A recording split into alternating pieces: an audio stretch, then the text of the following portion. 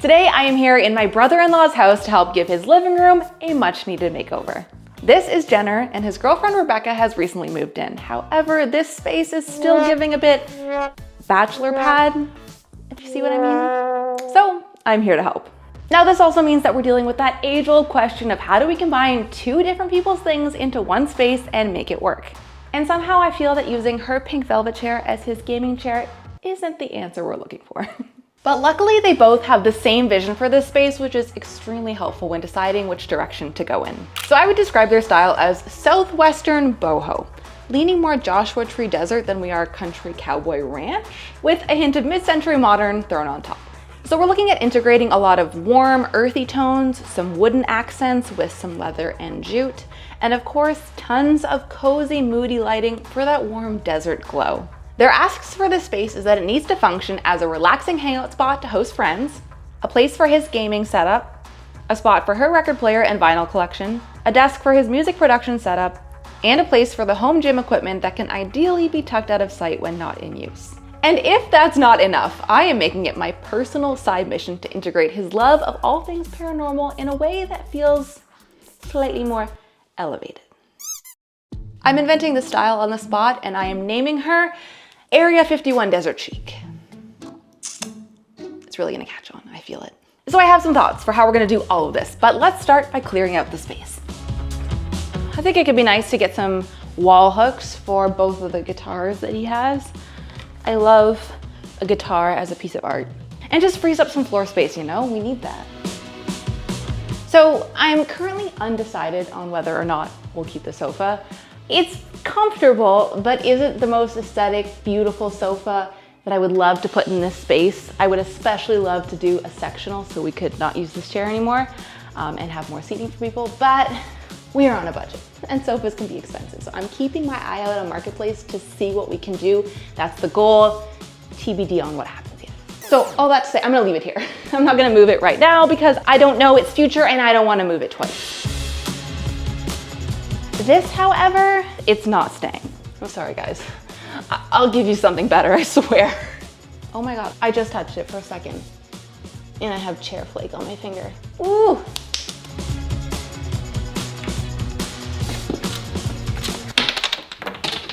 Thumbtacks, really? Brother, we are not in college anymore. We don't need to use thumbtacks to hang our beautiful art. We don't need to use thumbtacks. Picture frames exist. Unlike me. Those are fighting words in this house. Oops.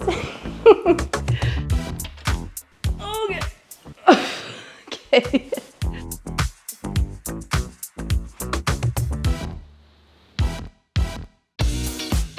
Good morning. Okay, blank slate. I think we're gonna start with paint because that has the biggest possibility to make a mess and we don't want other things in the way. So I have 3 different colors that I've been going back and forth on. I'll show you and you can tell me what you would do. First one we have here is called Oxford Street, Tea Time, and Canyon Dusk. And I think if I'm being so for real, this one's in the running just because the name is such the right vibe for what this room is going to be. But my concern is that it's a little pink. The conclusion that I have come to is that this has the risk of being too orange and this has the risk of being too pink. And this one is just the really nice neutral of the 3. So Oxford Street it is, and this is by Bear. But the question is not just what color to paint, but it's where to paint and where to stop painting, because this living space is at the top of a staircase with a wall that extends out into the staircase. And I just don't have the capacity to paint an entire staircase, nor do I think we want that for this house. I'm really trying to separate this as a cozy living space of its own. So do I do half the wall in our Oxford Street and leave the stairwell white? I don't know. These 2 walls are a much easier yes because they have a clear start and stop to each one of the walls. So I think I'll start there. And while I'm painting, it's kind of like shower thoughts, but painting thoughts. It's real. I'll have some painting thoughts about what to do on this wall over here.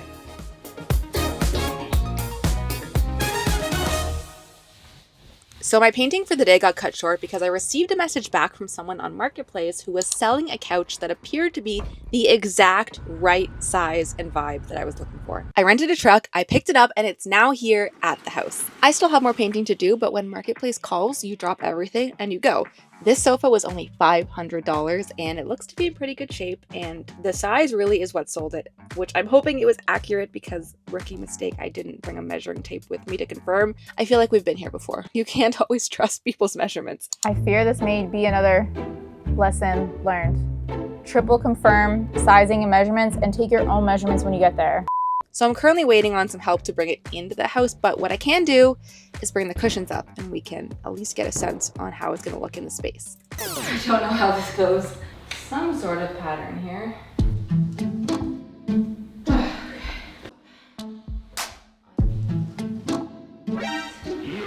Seems like a freaking jigsaw puzzle. I know these make a corner, I just don't know how. Oh, okay, hold on. It's gonna be so perfect.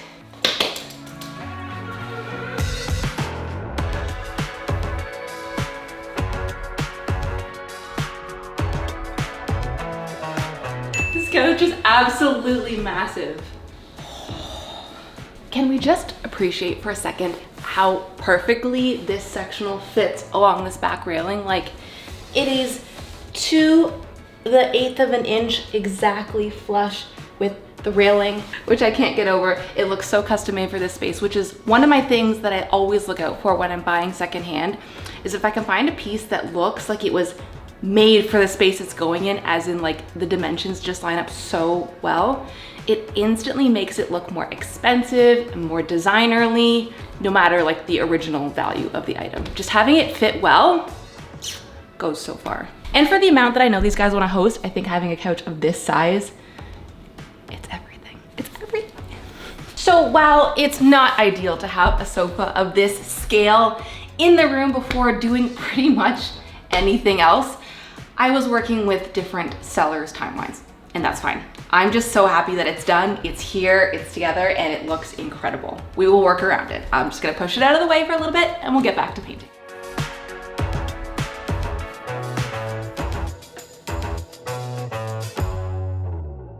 So as I was painting, I came to a decision on where I wanted to end the paint. After seeing the cream tone of the couch against this very white wall, I really felt like a pop of color in between the two would enhance this room so much more. Which then led me to the decision to leaving the opposite wall the original white so that I wasn't interrupting too much of that open concept flow here that we have going on, since the hallway and the staircase is all that nice matching white.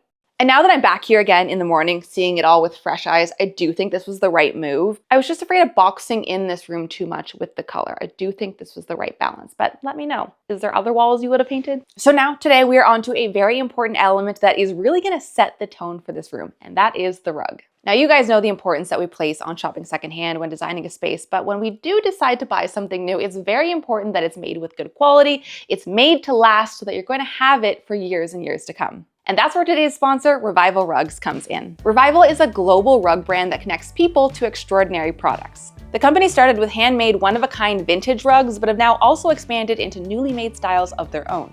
Revival has operations in the US, Turkey, India, and Morocco, and are constantly working with their suppliers to ensure that quality specifications are met and that workers are treated fairly. Their rugs are made with time-tested techniques, eco-friendly fibers, and no excessive markups, meaning you can get that high-end feel for a low price. Which I can confirm is true because this rug feels so luxurious and plush. This is the Karam rug, and it's one of their best sellers. It's made from 100% wool and is entirely hand-knotted by expert weavers that are both fair trade and Good Weave certified. I personally love that you can find all of this information on Revival's website because a company that is transparent and traceable is one that you can feel good about investing in. I personally had a tough time deciding on this rug design specifically because there were so many great options on their website. Head to the link in our description to check out all of their other rugs, as well as to get 20% off your order. And this discount is only available through our exclusive link, so make sure you're using that one right there in the description. Okay, I am feeling now that the rug is in place, we have a wall painted, a big piece of furniture, it is coming together fast, but there are so many other important details that I have in mind, so let's move on. So on their ceiling here, they have the basic builder's light, which I have to say, I like these more than the boob light. So, you know, for choosing a basic for a home, these ones are cooler. But either way, we're gonna upgrade it to something far cooler in my books. And if you caught last week's DIY video by me, you would have seen me make what I thought was a pretty sweet pendant light, and we're gonna install it here.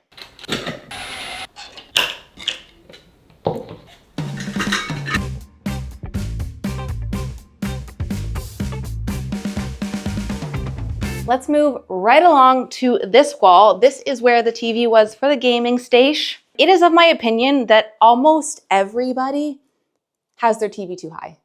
It should be wherever you're seating, directly eyesight to the center of the TV. We have a low couch here, so I want to mount the TV a little bit lower. And to complement that, I have a console table that I think was a bench, but we're using it as a console table. It is perfect for the theme of the room. Let me go grab it.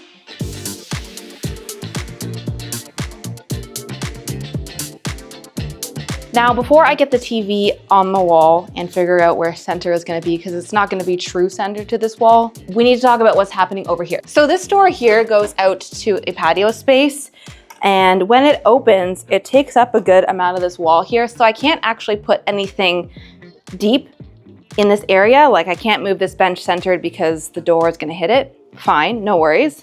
But when the door is closed, it does look like a relatively blank space, which I also don't want to leave empty. So to solve the solution of awkward space that can't have anything large and the request for vinyl album storage, do you know where we're going with this? Picture ledge shelves. Picture ledges are one of my favorite things to use in design because they're so sleek, they don't require a lot of space, but you can style a lot of really cool things on them, like vinyl records, like books, like magazines, like art, like tiny trinkets.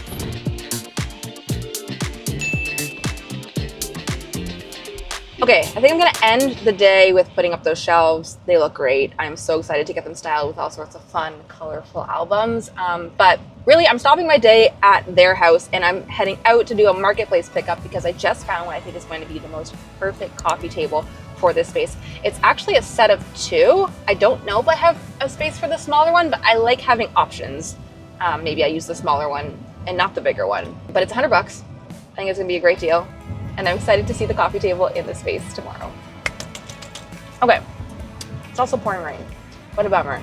What a drag. Don't rain on my parade. Goodbye.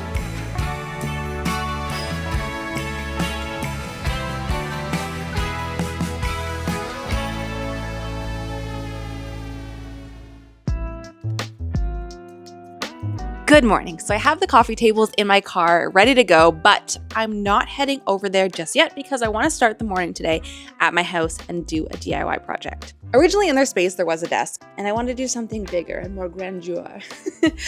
Much like what I was saying about having the sectional be the perfect fit for that space and looking built in and custom, I want to do that with a desk. So far, I've left this little nook area under the window untouched because this is where I want to do an almost wall-to-wall giant desk. The other day I picked up this gorgeous, beautiful, stunning live edge slab of wood. I think it's maple, it's hardwood, it's beautiful, and it's almost the exact size to go wall to this space where the window is. It will need a bit of a sand, so I'm using this belt sander, which is a more heavy duty sander that's good for planing large flat surfaces and working my way down from a tough grit to a fine grit, and then sealing the whole thing with a clear top coat. To be so honest, my original plan for this desk was to make it an actual built-in, so it looked like a floating desktop. But when I got this piece of live edge wood home and realized just how heavy it was, because it is so heavy, I got a little nervous to hang this from the wall. So all that to say, I decided to forego that plan and we are just doing a basic desk with legs, which is going to be the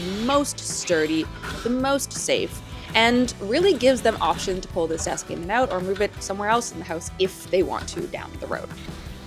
Oh, that was my toe. Why is this thing so heavy?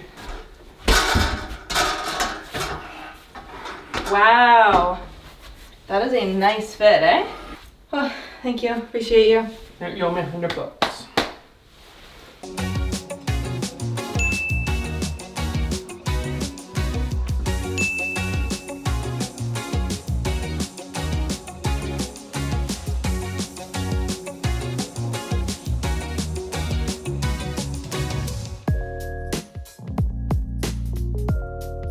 Good morning. Okay, today is officially my last day here meaning I am gonna reveal this space to them in just a few short hours, so we really gotta pull it together. And there's one big thing that obviously I still have yet to do. And maybe I've been procrastinating doing it for a little bit. And the reason is because today I'm about to attempt something that I don't think anyone has ever done. No, never been done before. And that is mount a TV by myself. There's a big part of me telling me this is a bad idea, but also maybe even a bigger part of me saying like, heck yes, you can do it. Empowerment, you got this. Set your mind to it and do it. And I guess that side of me is winning, so let's mount a TV. The biggest piece of advice I can say if you just want to eliminate the headache is make sure you're getting your TV mount into studs. I know there's a lot of situations where that's not always possible, but if you have the choice, do yourself the favor and just make it easy. I started to look at this the other day, but let's just confirm what's going on here. Okay, hold on. And you always want to come at it from both sides because a stud is thicker than a single line. The nice thing about most modern TV wall mounts is that you have a little bit of play on this bar of where exactly your TV goes. So I'm going to use these two studs here and place this here. I want the middle of my TV to be closer to here based on the wall so it looks centered, but I think if I prioritize the studs, and then I can clip the TV farther this way on this so that it looks centered, but we are using both studs.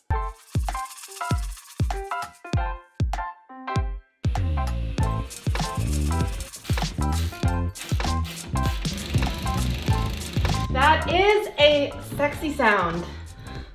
The sound of a stud when you are renovating is the most beautiful, glorious sound. Okay, are we ready? I have the matching hardware on the back of the TV, and all we gotta do is lift it onto here.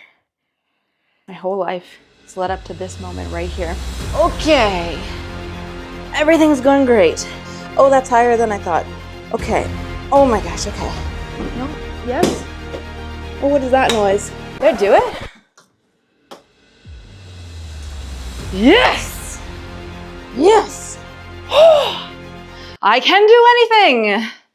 Okay, we're at the final hour now, which means it's final touch time, and I gotta pull this place together. Starting with one thing that's actually been kind of bothering me this whole time.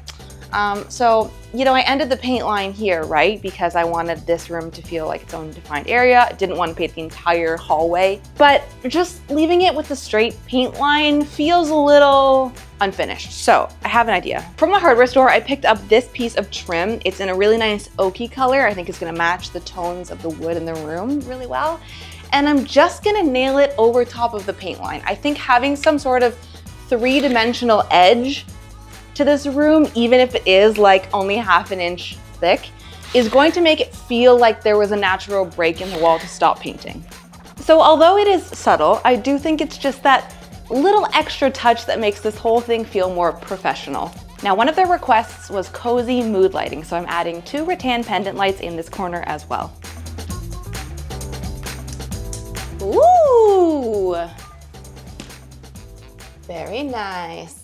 And for the cool lighting of all cool lighting, check out this lamp. Thrifted this for $20. I gotta be so honest with you, it was very tough for this to not just come home with me, but I do think it's gonna look amazing in this space. I do. This artwork is created by an artist who actually lives in Joshua Tree and creates these surrealist worlds from photos of the actual desert. How stunning are these? I will make sure to link their profile below. And the last important piece of the puzzle is bringing back in all of their personal things that make this space feel like home. I'm upgrading his gaming chair with one of my all-time best thrift finds. There's more info on that in last week's video. And I was able to nicely tuck away all of their gym equipment under the new desk. I truly feel like I was able to accomplish every request they had for this makeover. I am so proud of myself and so happy with how this turned out. Now all that's left to do is reveal it to Jenner and Rebecca. I want you guys to remember what your space looked like before.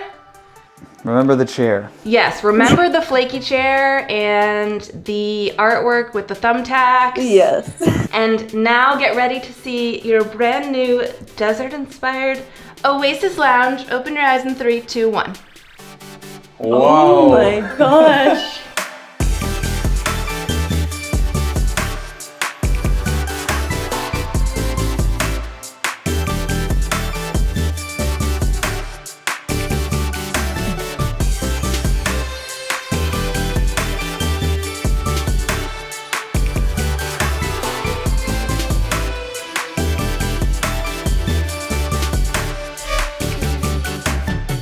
Where did you get this couch from?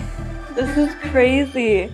Whoa, I like those pictures. this is way better. Like, I knew it was gonna be amazing. You mounted the TV too. Oh, it's Wow. so cute.